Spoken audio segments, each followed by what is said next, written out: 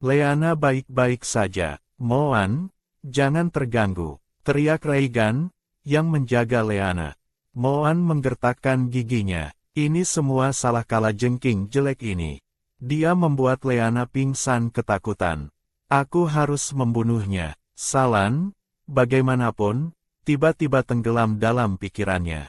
Apakah dia begitu membenciku? Dia kemudian dihantam keras oleh Moan dan terlempar. Dia akhirnya sadar. Beginilah seharusnya siluman berdarah dingin diperlakukan, bukan? Dia menatap Moan yang sedang menyerang. Tidak semua orang seberuntung siluman ular.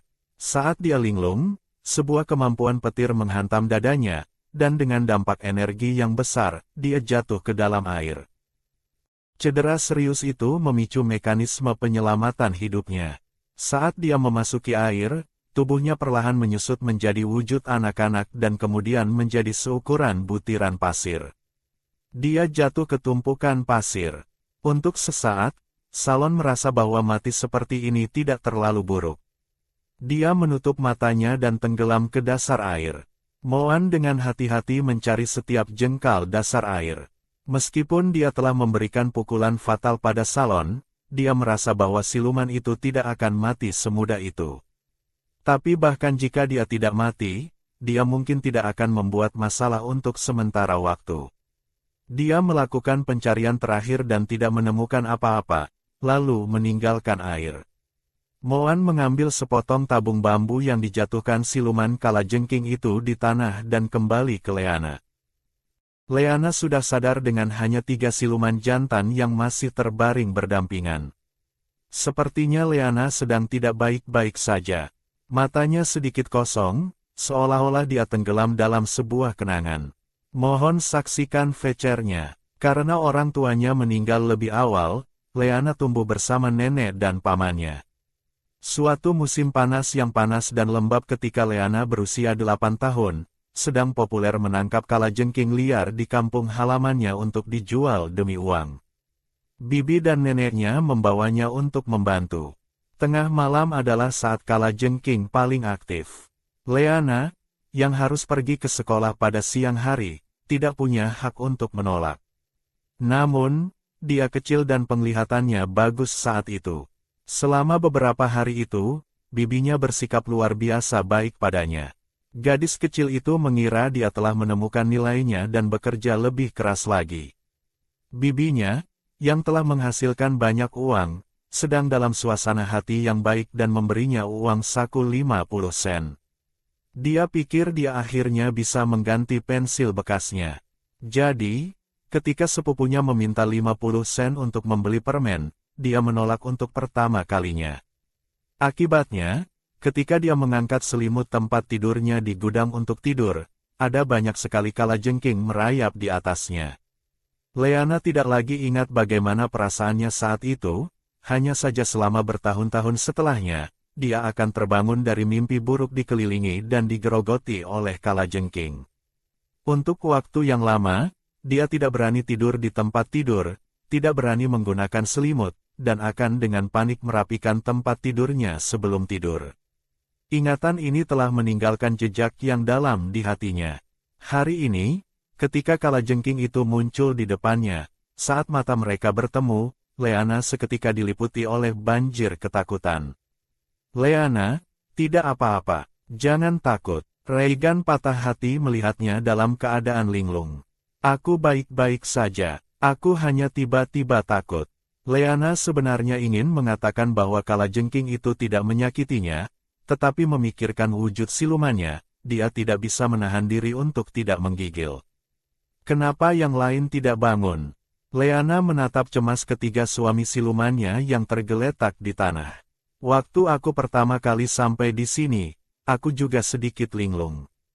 Ini pasti semacam trik siluman.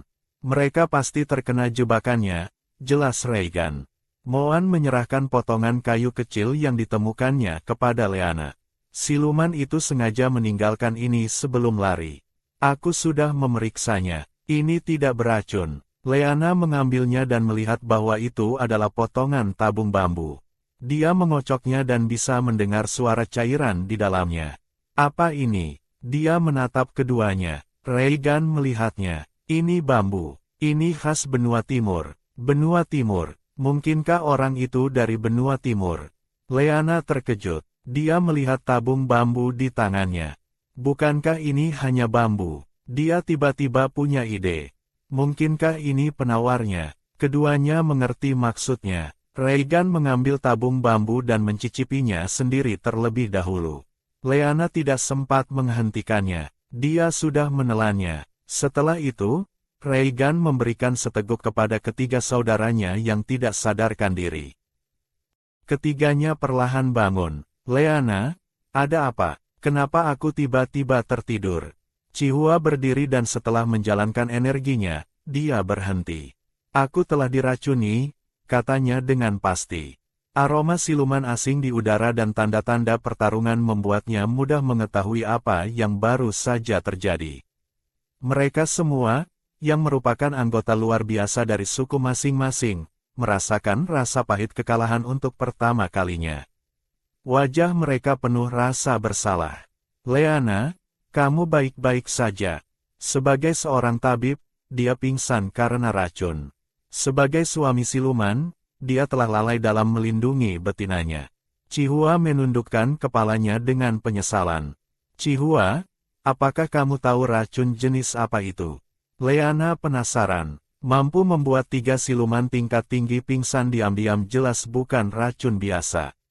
Sepertinya sejenis tanaman paruh hidup.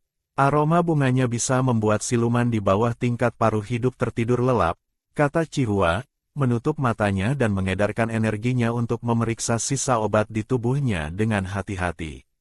Lalu apa ini? Reigan menyerahkan tabung bambu kepadanya. Ini adalah daun dari batang tanaman paruh hidup. Ini memiliki efek membangunkan seseorang dari koma, kata Chihua setelah memeriksanya. Aku tidak pernah menyangka satu tanaman memiliki 2 kegunaan. Apakah hanya bisa disembuhkan dengan daun ini? Tanya Leana. Dan mengapa aku baik-baik saja? Jika dosisnya kecil, kau akan bangun sendiri setelah waktu yang lama, jawab Chihua. Aromanya tidak efektif terhadap betina, Leana mengangguk. Chihua ini cukup standar ganda. Apakah kalian mencium sesuatu saat itu? Ketiga siluman itu menggelengkan kepala. Kami tidak merasakan ada siluman yang mendekat, kata Linguan, sedikit malu. Siluman itu pasti punya metode khusus untuk bersembunyi. Bahkan aku tidak merasakannya, tambah Moan. Ini bukan untuk mencari alasan bagi ketiganya, tetapi hanya kebenaran. Tapi wajah mereka semua dipenuhi rasa bersalah. Kesalahan merekalah Leana berada dalam bahaya.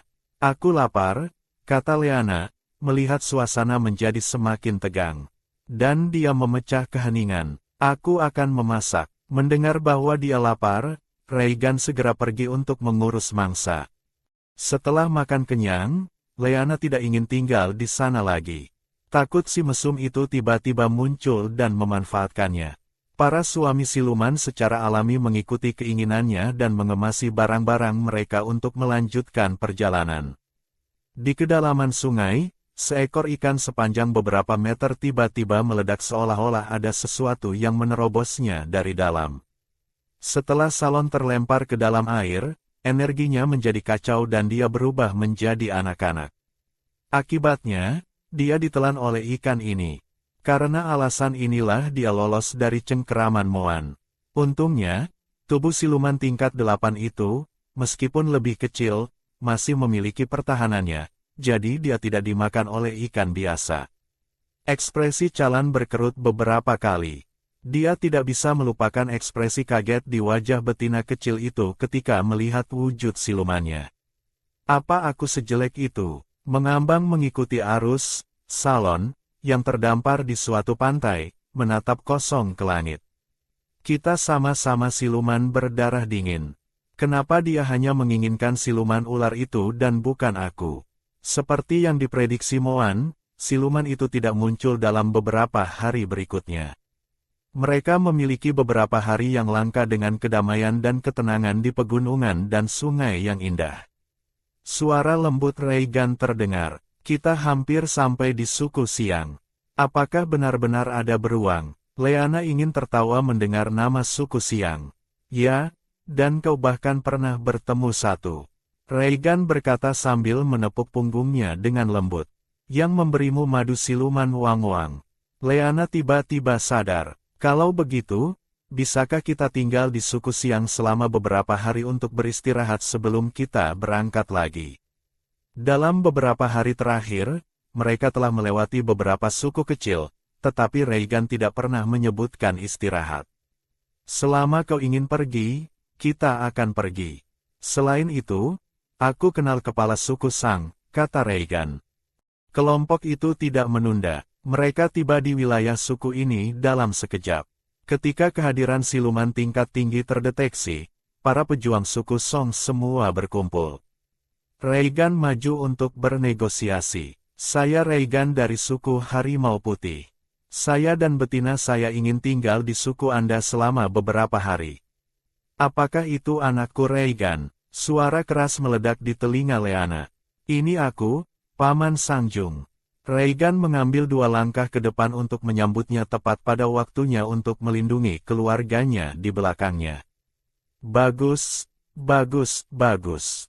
Kau akhirnya punya betina tidak seperti anakku yang bau yang tidak ada yang mau. Xiangzhang tidak keberatan dengan tindakan Regan.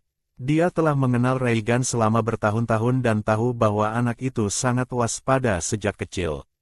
Sang Qi, pergi dan siapkan tempat untuk keluarga Regan.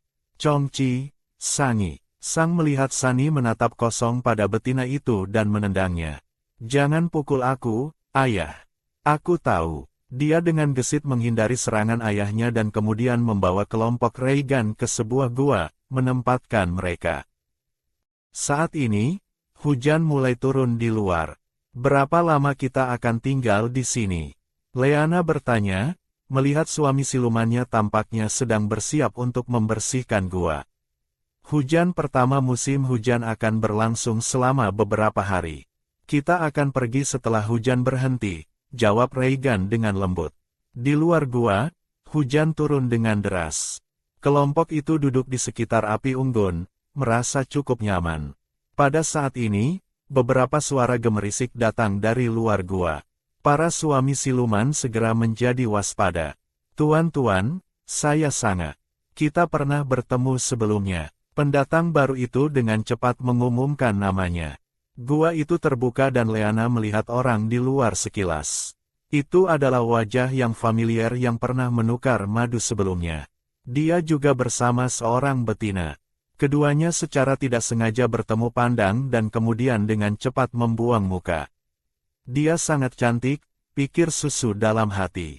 Ada yang bisa kubantu? Tanya Regan. Kami datang untuk berterima kasih padamu dan betina tuanmu, kata Xiongda dan mengeluarkan 2 baskom batu besar dengan suara berdentang. Baskom itu diisi dengan madu.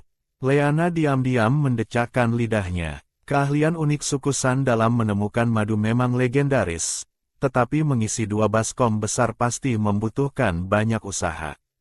Minta mereka masuk dan bicara, kata Leana, menatap betina kecil yang tidak mengatakan apa-apa. Namaku Leana. Siapa namamu? Dia merasa bahwa dia sudah lambat untuk akrab dengan orang, tetapi dia tidak pernah menyangka akan menemukan betina kecil yang bahkan lebih cemas secara sosial darinya. Namaku Susu, sebuah suara lembut terdengar. Susu menatap Leana, lalu menunduk lagi. Terima kasih atas madunya. Keluarga kami sangat membutuhkannya, jadi aku tidak akan menolak, tapi aku tidak akan mengambilnya secara gratis. Apa yang ingin kau tukarkan? Leana juga merendahkan suaranya untuk berbicara dengan Susu. Ini hadiah untukmu, Susu dengan cepat mengucapkan 3 kata. Kalau begitu aku tidak bisa menerimanya. Leana merasa bahwa ketika dia berbicara dengan gadis manis ini, suaranya sendiri menjadi sedikit lebih manis tanpa disadari. Susu sedikit cemas. Tolong, katanya, menarik Sunga. Betina Leana. Ini adalah hadiah terima kasih dari Susu. Bumbumu sangat membantu kami. Nafsu makan susu buruk setelah dia hamil.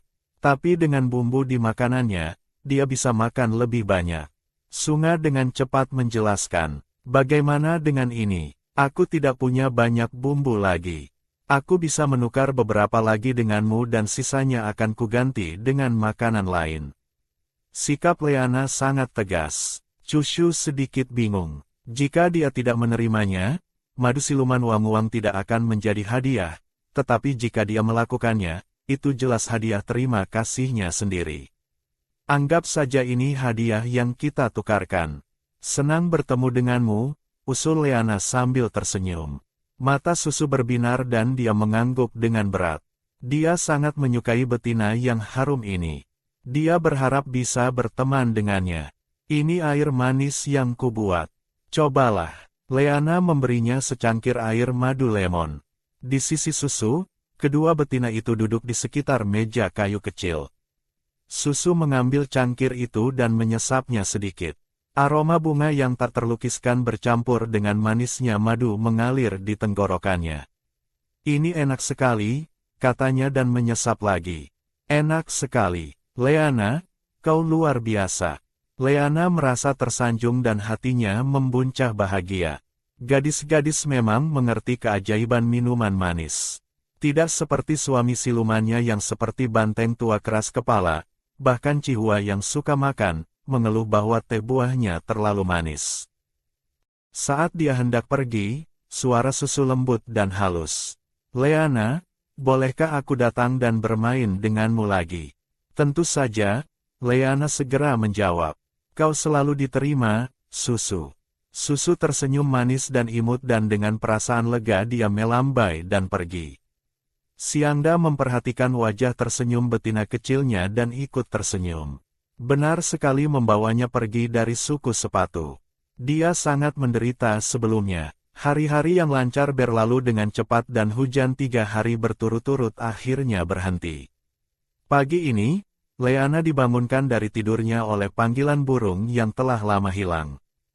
Hujan akhirnya berhenti. Ah, Reigan, apakah kita akan pergi? Leana melihat Reigan dan yang lainnya mengemasi barang-barang mereka.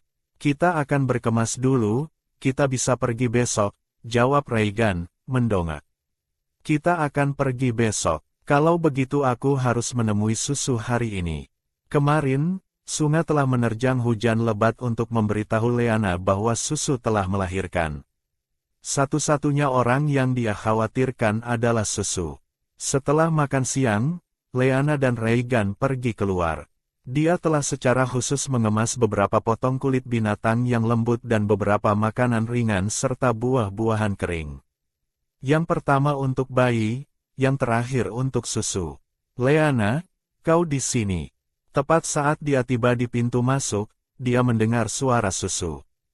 Aku datang menemuimu. Setelah dia mengenalnya, Leana menemukan bahwa sikap pendiam gadis ini hanyalah sebuah kedok. Kenyataannya, dia cukup banyak bicara. Bagaimana kabarmu? Apakah kau merasa lebih baik? Tanya Leana, memegang tangan Susu. Wajah Susu memerah. Aku baik-baik saja. Sunga menyiapkan 6 batu kristal untukku pagi-pagi sekali, jadi aku pulih begitu aku melahirkan. Keduanya berbicara dan tertawa sejenak sebelum Leana akhirnya pamit. Kita akan pergi besok, Susu. Kita akan bertemu lagi. Mata Susu sedikit merah. Meskipun Leana mengatakan dia akan pergi begitu hujan berhenti, ini adalah teman baik pertamanya, dan dia tidak tahan untuk berpisah dengannya. Kalau begitu Leana, harap berhati-hati. Kita akan bertemu lagi di masa depan. Susu memaksakan senyum. Leana meremas tangannya. Pasti. Dia menyerahkan bungkusan kulit binatang yang telah disiapkan kepada Xiangda dan melihat bayi itu sebelum pergi. Berjalan di jalan, Leana merasa sedikit sedih. Dalam hidup, kau ditakdirkan untuk berpisah dari banyak orang. Di zaman modern, dengan komunikasi yang canggih, banyak teman kehilangan kontak begitu hidup mereka tidak lagi bersinggungan. Terlebih lagi, ini adalah dunia di mana komunikasi didasarkan pada teriakan. Sambil merenung, dia tanpa sadar menyimpang dari jalan semula. Suami-suami silumannya melihat bahwa dia sedang melamun dan mengira dia ingin berjalan sendirian, jadi mereka tidak ikut campur. Pada saat Leana sadar kembali, mereka telah tiba di sebuah pohon beringin besar. Matahari bersinar menembus lapisan daun, dan angin sepoi-sepoi membuat daun-daun berdesir, menciptakan simfoni. Sungai di kejauhan secara bertahap menjadi lebih jelas, dan airnya deras dan bergolak, menciptakan ombak. Melihat pemandangan indah di depannya, Leana tiba-tiba tidak bisa menggerakkan kakinya. Dia mengangkat kakinya, mengibaskan lumpur dari sepatunya, dan menoleh ke suami-suami silumannya. Ayo kita piknik di sini hari ini. Para suami siluman mengangguk setuju. Lingguan dan Ying pergi berburu sementara Reigan dan Moan menyiapkan bahan-bahan. Chihua ingin membantu, tetapi Leana menariknya kembali. Ikut denganku. Leana, apa yang kau cari? Tanya Chihua, melihat Leana dengan pantat terangkat, mengobrak-abrik rumput. Aku mencari jamur, gumamnya. Aneh, kenapa tidak ada jamur tepat setelah hujan? Jamur. Fungi, Chi tidak mengerti, tetapi melihat Leana terus-menerus menggali di rumput, dia mulai ikut menggali. Leana, apakah ini yang kau cari? Cha mengupas sepotong kulit kayu, dan di bawahnya ada jamur merah terang seukuran mangkuk. Hati Leana dipenuhi kegembiraan saat melihat jamur merah itu. Benar-benar ada jamur, tapi yang ini terlihat terlalu beracun, kan? Bukankah ada pepatah? Merah dan merah, putih dan putih, makan keduanya, berbaring di papan. Leana mendekat untuk memeriksanya. Aku tidak bisa menilai hal-hal di dunia ini dengan akal sehatku sendiri. Ternyata bisa dimakan dan lezat. Aku hampir melewatkannya. Leana dengan hati-hati mematahkan jamur itu dan menyerahkannya pada Chihua untuk dipanggang. Chihua, bisakah kau merasakan apakah tanaman itu beracun? Chihua adalah seorang tabib dan pengguna kemampuan tipe kayu. Tentu saja, jawab Chihua. Bagus sekali, kata Leana, memujinya dan menepuk lengannya. Kalau begitu, ayo kita cari bersama. Seharusnya ada jenis jamur lain selain yang baru saja kutemukan. Selama tidak beracun. Kalau begitu, ayo kita berpencar dan lihat siapa yang bisa menemukan lebih banyak jamur. Chihua bersemangat dengan semangat juang. Kalau begitu, Leana, kau harus berusaha sebaik mungkin. Aku tidak akan memberimu keringanan. Keduanya mulai mencari jamur sambil berjongkok. Leana bahkan menyenandungkan sebuah lagu. Merah dan merah, putih dan putih berbaring di papan bersama. Tanpa sadar, mereka hampir menjelajahi seluruh hutan. Leana kemudian mendengar langkah kaki di dekatnya. Chihua sudah bergerak untuk melindunginya. Sesaat kemudian, dua pria muncul di depan mereka. Itu adalah Zongzhen, pemimpin suku muda ini yang pernah mereka temui sebelumnya, dan Yongqi yang sudah akrab. Songi masih menatap Leana dengan tatapan kosong. Betina kecil Leana, beberapa jamur ini tidak bisa dimakan. Kau harus berhati-hati membedakannya. Xingyang Zhang melihat berbagai jamur di tangan Leana dan tidak bisa tidak mengingatkannya. Pada tahun-tahun sebelumnya, ada betina di suku yang makan jamur liar dan kemudian bersikeras mereka bisa terbang dan berdiri di tebing untuk melakukan pertunjukan dengan jatuh hingga tewas. Ada cukup banyak dari mereka. Terima kasih, Paman Sangyang. Kami akan berhati-hati, jawab Leana sambil tersenyum. Nada ramah Xiong Sang membuat Leana tanpa sadar menunjukkan rasa hormat padanya. Tepat saat mereka akan pergi, Song Ti sudah melesat ke Chihua. Betina kecil Leana, apa kau mencari jamur? Di lereng bukit yang teduh itu, ada banyak sekali. Aku akan mengantarmu ke sana. Dia menatap Leana dengan penuh harap. Leana tidak terlalu ingin berinteraksi dengan Sangi.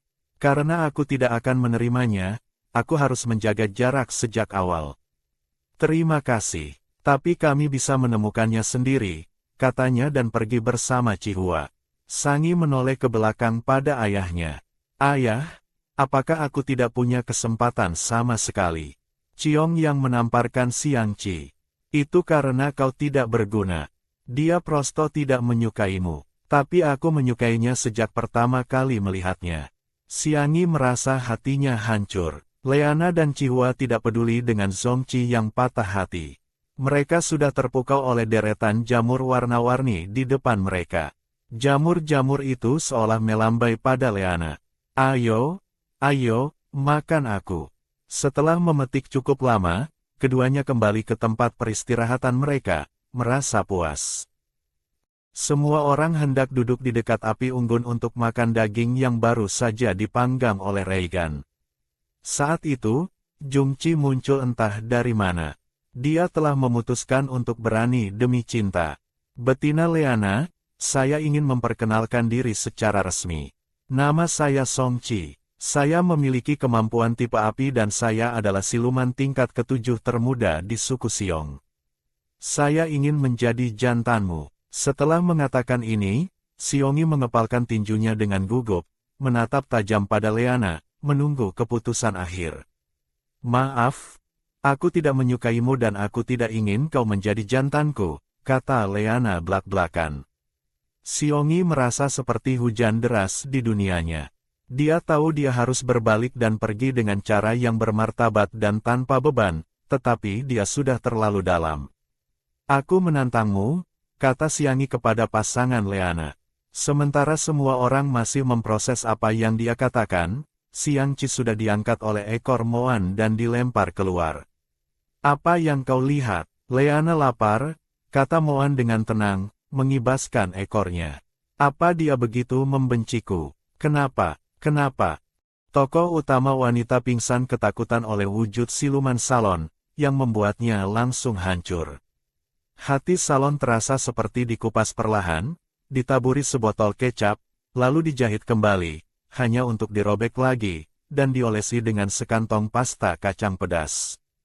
Rasa sakitnya bukanlah luka yang bersih, tetapi keputusasaan yang tak berdasar dan sunyi, seperti tenggelam ke dasar laut, berjuang, tetapi tidak bisa mengapung kembali, dia disambar oleh kemampuan petir Moan, dan jatuh ke dalam air. Salon menutup matanya, dan untuk sesaat dia merasa bahwa mati seperti ini tidak terlalu buruk. Salju yang sunyi mulai turun di hatinya, satu kepingan salju pada satu waktu, sangat ringan, tetapi dingin menusuk tulang, seolah-olah musim semi tidak akan pernah datang lagi. Keesokan paginya, Leana bangun dari tidurnya dan meregangkan tubuh. Keberangkatan sudah ditetapkan, para suami siluman semua sudah siap, menunggu Leana selesai bersiap-siap sebelum mereka berangkat. Leana selesai mandi, duduk di punggung harimau Reigan, dan meninggalkan suku Xiang. Sore harinya, rombongan beristirahat di tepi sungai. Ying memberi isyarat peringatan, dan siluman lainnya segera menjaga tepi sungai. Reigan dan Moan berdiri di depan. Beberapa saat kemudian, selusin siluman, yang tadinya jauh, berenang mendekat dan dengan cepat mengepung mereka. Pemimpinnya adalah seorang siluman ular kurus. Dia memiliki mata yang cerdas dan ekspresi yang garang. Seluruh penampilannya menunjukkan statusnya sebagai siluman yang jatuh.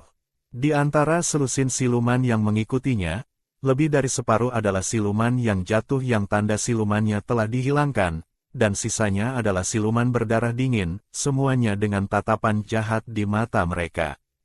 Siluman ular ini berada di tingkat ke-8 yang sama dengan Moan, dan ada juga 2 siluman tingkat ke-7. Bahkan jika siluman yang tandanya telah dihilangkan memiliki tingkat tinggi, kekuatan tempur mereka tidak begitu besar. Moan sendiri bisa menangani 10 dari mereka. Reigan menghitung dalam benaknya. Saat ini, siluman ular itu berbicara. Kami mencari siluman kalajengking. Apakah kalian melihatnya? Siluman kalajengking. Reigan dan Moan saling memandang dan langsung teringat pada siluman liar yang dibunuh Moan hari itu. Tidak, kami belum melihatnya, jawab Reigan. Kalau begitu, apakah kalian pernah melihat siluman kalajengking tingkat 8 bernama Sao? Suara siluman ular itu sedingin es. Moan tetap diam, matanya terpaku pada siluman ular di depannya seolah berkata, jika kau berani mengatakan satu kata lagi, aku akan membereskan bosmu. Berantas saja mereka, apa yang kau tunggu? Seorang pengikut di sebelahnya bersemangat untuk bertarung. Lakukan saja, Sayu tidak ingin terlibat konflik dengan siluman-siluman ini sekarang. Jika kita benar-benar bertarung, kita mungkin tidak akan unggul, dan aku punya hal yang lebih penting untuk dilakukan. Kelompok siluman yang jatuh itu datang dan pergi dengan cepat. Baru setelah mereka benar-benar menghilang, semua orang bisa bernapas lega. Leana sangat tegang sehingga dia tidak berani bernapas. Melihat bahaya telah berlalu, dia menghela napas kecil. Tetapi ketika dia menundukkan kepalanya, dia dikejutkan oleh wajah manusia di dalam air. Leana merasakan hawa dingin mengalir dari tumitnya langsung ke puncak kepalanya. Sebelum dia sempat berteriak, dia ditarik ke dalam air. Ying, yang berada di sebelahnya, segera mengulurkan tangan untuk menangkapnya, tetapi hanya berhasil meraih sepotong pakaiannya. Leana ditarik ke bawah dengan cepat oleh sesuatu. Perasaan sesak napas yang familiar datang lagi. Dia bahkan linglung, berpikir pada dirinya sendiri, apakah aku akan kembali ke dunia nyata? Sepertinya aku sedikit enggan untuk pergi. Apa yang harus kulakukan? Pada saat ini, Leana ditarik keluar dari air. Dia tidak bisa menahan batuk beberapa kali. Ayo pergi, kata Shaolin, meraih pergelangan tangan Leana. Kau lagi, kala jengking sialan. Apa yang kau lakukan padaku? Leana terus meronta dan berteriak. Kau terlalu berisik. Aku akan menyengatmu dengan sengat ekorku. Jangan khawatir, tidak beracun. Hanya akan membuatmu tidur sebentar. Kemudian ujung sengat itu langsung masuk ke tangan Leana. 1 detik, 2 detik, 3 detik berlalu. Leana dan Salon saling menatap. Kenapa kau tidak pingsan? Salon meraih tangan kanan Leana untuk memeriksa. Tanda siluman ular biru berasap itu terlihat jelas. Haha, dia tiba-tiba tertawa terbahak-bahak. Hanya ketika betina dari suku ular suang benar-benar jatuh cinta barulah dia bisa mendapatkan kemampuan kebal terhadap segala jenis racun. Haha, kau benar-benar menyukai siluman ular itu. Apa bagusnya dia? Salon awalnya berpikir bahwa Moan diterima karena kekuatannya di tingkat ke-8, tetapi dia tidak pernah menyangka itu adalah penerimaan yang tulus. Gelombang kemarahan hampir melahapnya. Dia tidak bisa lagi membedakan apakah dia marah karena Leana tidak menginginkannya atau marah karena Moan dicintai.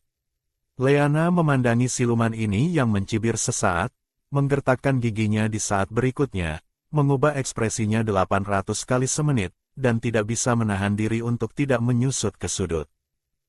Gerakan mundur Leana membuat Salon marah lagi. Dia merasa pandangannya kabur dan kemudian jatuh pingsan. Ketika dia sadar kembali, dia mendapati dirinya terbaring di sebuah ngarai yang dipenuhi bunga-bunga biru dan putih kecil. Salon duduk di sebelahnya, mengawasinya dengan tenang. Ketika mata mereka bertemu, Leana berteriak. Jangan berteriak, berisik sekali, kata Salon dingin, melihat bahwa dia tidak membuat gerakan lebih lanjut. Leana juga diam dan diam-diam melihat sekeliling. Udara dipenuhi dengan aroma bunga yang samar, dan angin sejuk bertiup. Karena dia basah kuyup, dia tidak bisa menahan diri untuk tidak menggigil. Makan batu kristal ini, kata Salon, dan memegang batu kristal itu ke mulutnya. Leana takut itu jebakan dan menolak membuka mulutnya.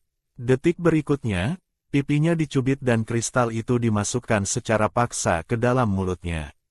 Kristal itu berubah menjadi energi dan seketika menghilangkan semua ketidaknyamanan Leana.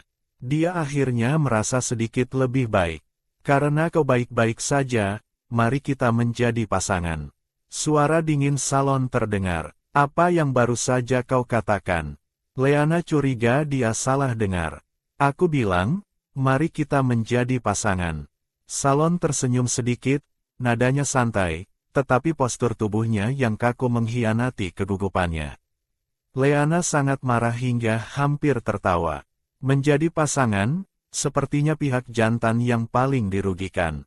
Apa kau tidak takut aku akan menggaruk tanda silumanmu? Kalau aku mati, ia mati. Apa kau pikir aku takut? Suara Salon menggoda, tetapi ujung kata-katanya sedikit bergetar.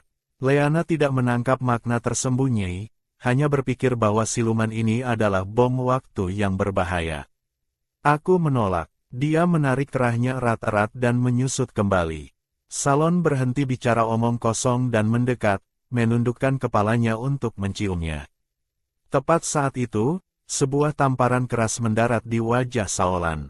Setetes darah mengalir dari sudut mulutnya.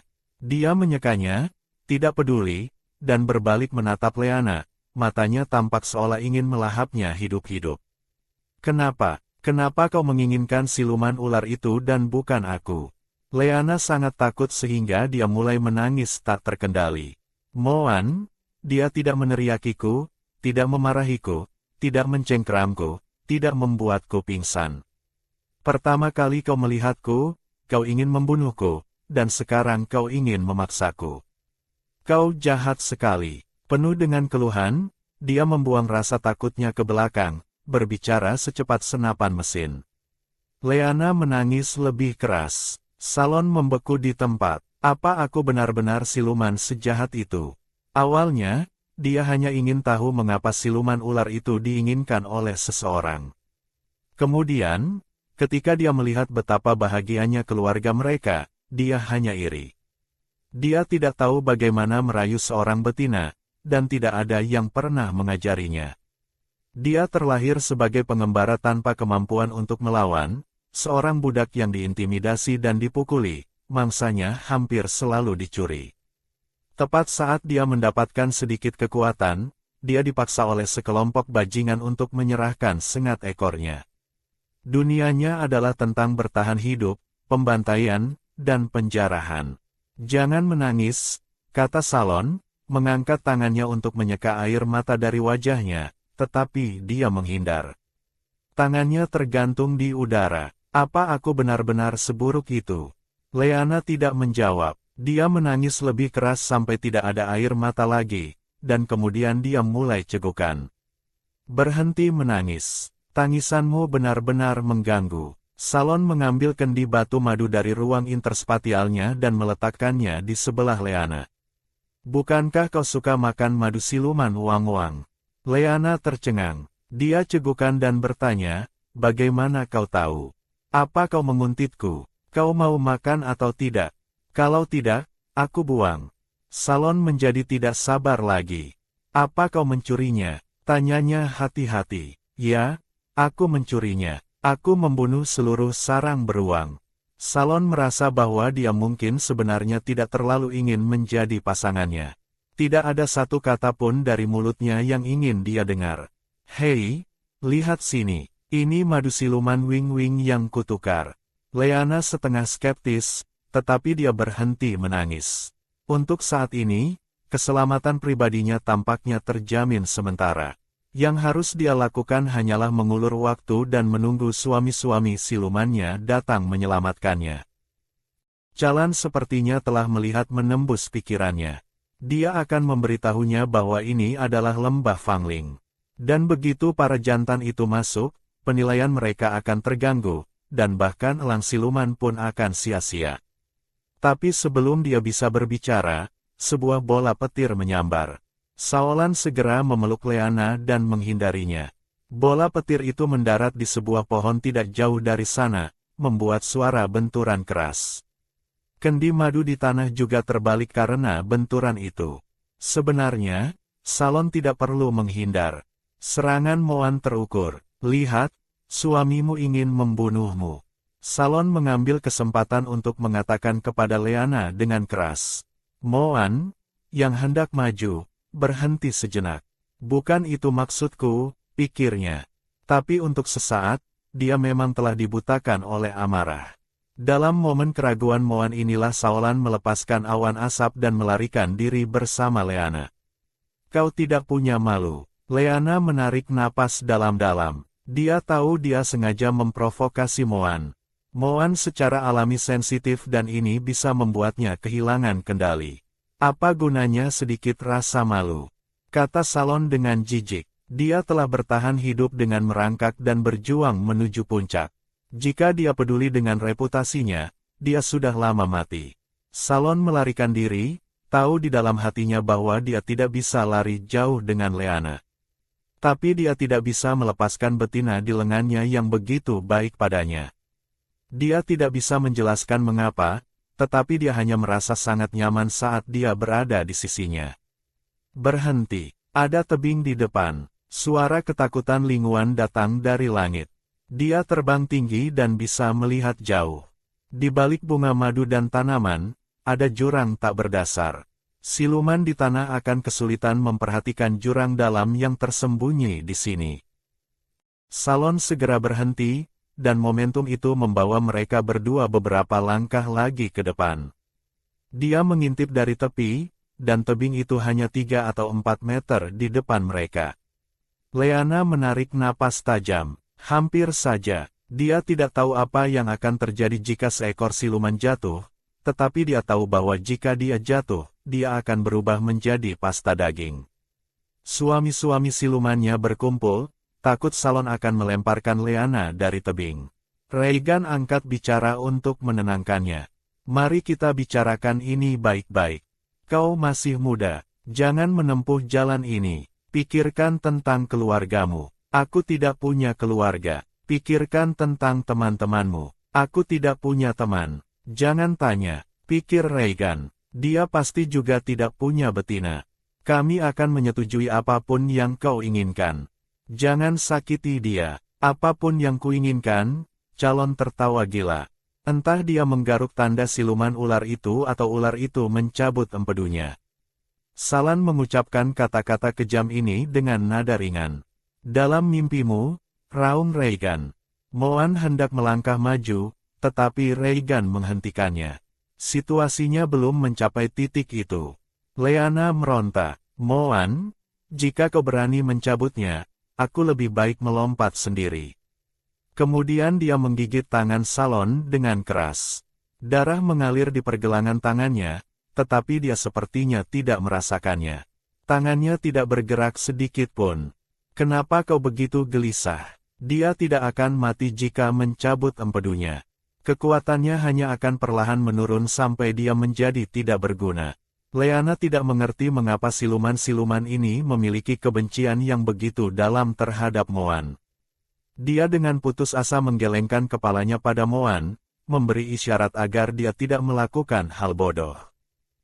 Suasana menemui jalan buntu, tetapi Salon tidak akan memberi mereka kesempatan untuk memanfaatkan situasi. Dia membuat gerakan seolah-olah akan mendorong Leana dari tebing. Jangan bergerak, jangan gali. Moan bergegas maju, mendorong lengan Regan. Salon tercengang. Apakah dia ingin melihatnya mencabut empedu ularnya? Sengat palsunya sendiri telah dicabut, dan dia sangat memahami keputusasaan karena terus-menerus kehilangan kekuatannya. Dia hanya ingin melihat apakah siluman ular ini benar-benar sepenting itu di hati betina itu. Sret, Salon mendengus, menatap belati yang ditusukkan dengan kejam ke pinggangnya. Leana mendapatkan belati dari suatu tempat dan memanfaatkan gangguan Salon untuk menusukkannya ke pinggangnya. Dia begitu panik sehingga dia bahkan lupa mencabut belati itu. Dalam sekejap Salon terganggu, Moan merebut kesempatan dan mematahkan lengannya. Regan melangkah maju dan membantunya menekan Salon ke tanah. Leana dibungkus pinggangnya oleh tanaman merambat Cihua dan ditarik ke dalam pelukannya. Leana, rubah kecilku. Suara Cihua bergetar dan bahkan lengannya gemetar. Aku baik-baik saja, kata Leana, menenangkan diri dan menghiburnya. Dia melirik Moan dan yang lainnya. Moan telah memberinya belati dengan racun ular untuk pertahanan diri, dan dia tidak menyangka itu akan berguna. Meskipun Salon bisa menahan sebagian racunnya, racun Moan bisa menekan semua racun. Di bawah pengaruh racun, Shaolin merasa tidak berdaya dan berlutut di tanah. Tatapannya tertuju pada Leana, berfantasi bahwa dia mungkin memiliki sedikit rasa kasihan padanya. Kontak mata yang tak terduga membuat Leana merasakan campuran emosi. Tatapan sedih dan putus asa seperti itu muncul di wajah seseorang yang ingin membunuhnya dan pasangannya. Sebenarnya, kalau dipikir-pikir, dia tidak benar-benar menyakitiku. Leana, apa yang harus kita lakukan dengannya? Regan memotong adu tatapan mereka. Leana kembali sadar. Bagaimana aku bisa merasa kasihan pada siluman ini? Bukankah aku yang menyedihkan karena menjadi sasaran dan diculik? Bukankah Moan yang menyedihkan karena diancam olehnya? Kalian yang putuskan, kata Leana, memalingkan wajahnya. Harapan Salon untuk pesta kasihan pupus, dan ekspresinya langsung berubah. Namaku Salon, teriaknya ke punggung Leana. Dia mengaktifkan kotak siluman yang telah disiapkannya di telapak tangannya, dan energinya meledak, mematahkan pengekangnya. Saat Leana menoleh, dia melihatnya jatuh lurus ke lembah yang dalam. Melihatnya menoleh ke belakang, Shaolin memberikan senyum miring dan melemparkan sengat aslinya langsung ke Leana. Jangan kejar dia. Melihat suami-suami silumannya berniat mengejarnya ke jurang, Leana menghentikan mereka. Bagaimana jika ada bahaya lain di bawah sana?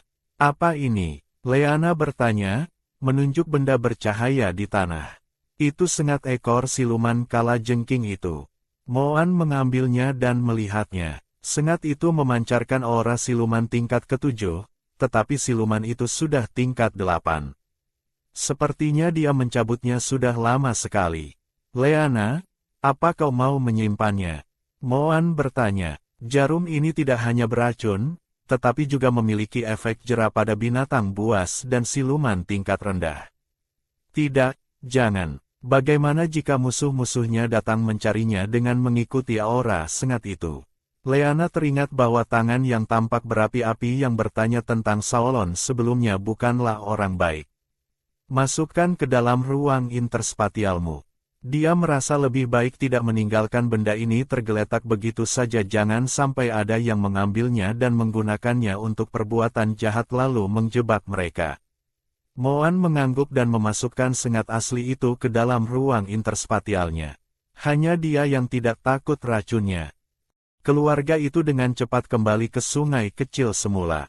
Setelah semua keributan itu, Leana sudah kelelahan dan tertidur di gua pohon.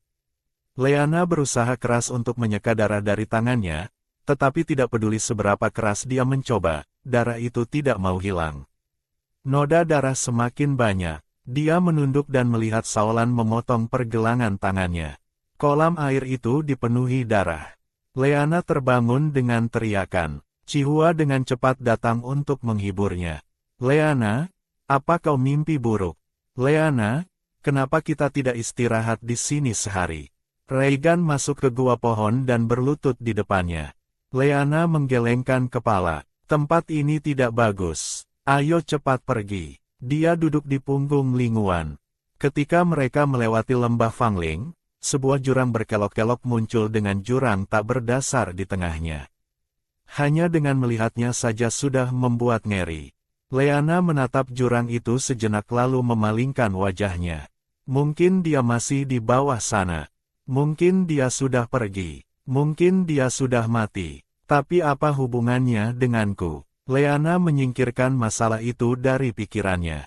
Shaolin, yang sempat ada di pikirannya, telah berubah menjadi anak-anak dan hanyut di sepanjang sungai di dasar lembah sepanjang malam.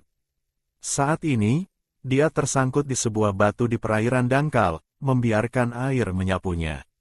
Agak dingin, Shaolin menggerakkan tubuhnya dan merangkak di belakang batu, berencana untuk tidur sebentar. Tapi begitu dia menutup matanya, dia mendengar suara kicauan di sekitarnya. Duoya, jangan terlalu dekat dengan tepi air. Hati-hati jangan sampai terpeleset. Yanji selalu di sisinya, melindunginya. Aku tahu, aku hanya melihat. Yan membuat ikan duri terbaik. Duoya menjulurkan lehernya untuk melihat ke dalam sungai. Kau mau makan ikan duri? Aku akan menangkap beberapa dan membuatnya untukmu. Yanji memanfaatkan kesempatan untuk pamer. Masakanmu mengerikan. Aku tidak mau memakannya. Duoya menolak mentah-mentah. Yanji merasa seperti telah ditusuk. Dia telah belajar dari Reigan.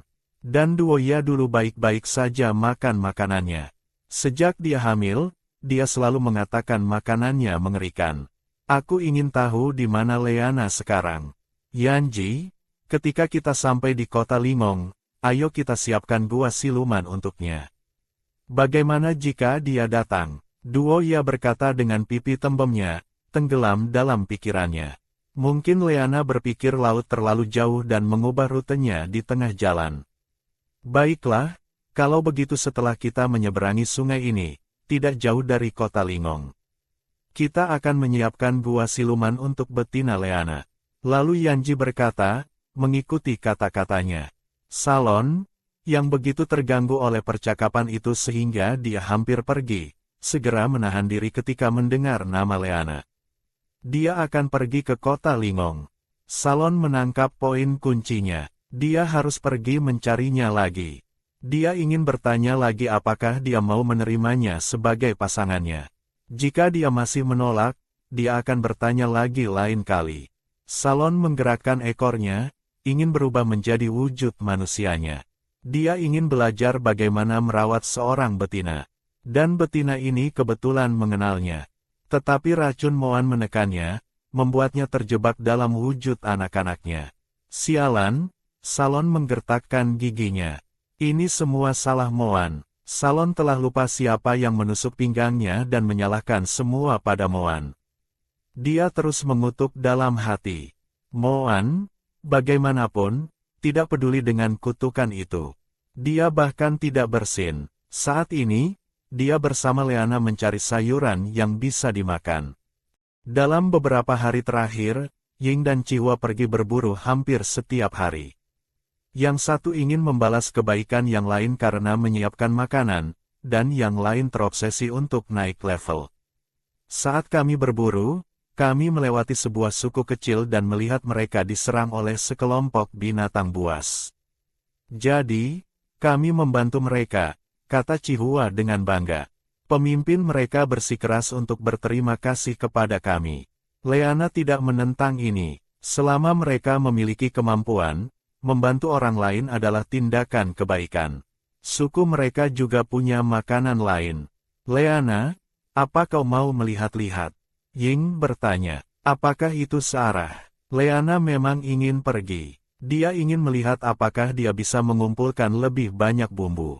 Memikirkan pesta makanan laut yang akan datang tanpa garam, dia merasakan penyesalan. Itu searah. Bahkan jika kita terburu-buru, kita harus melewati suku itu. Kita hanya akan menghabiskan sedikit waktu di sana, kata Ying. Dalam perjalanan ini, mereka hanya berlindung dari hujan di suku Siang dan belum pernah ke suku lain. Mereka sekarang berada di benua barat, jadi mereka bisa bepergian sedikit lebih lambat dan mencoba mengumpulkan sebanyak mungkin barang berguna. Ayo kita istirahat di sini satu malam dan berangkat pagi-pagi besok, kata Leana sambil tersenyum.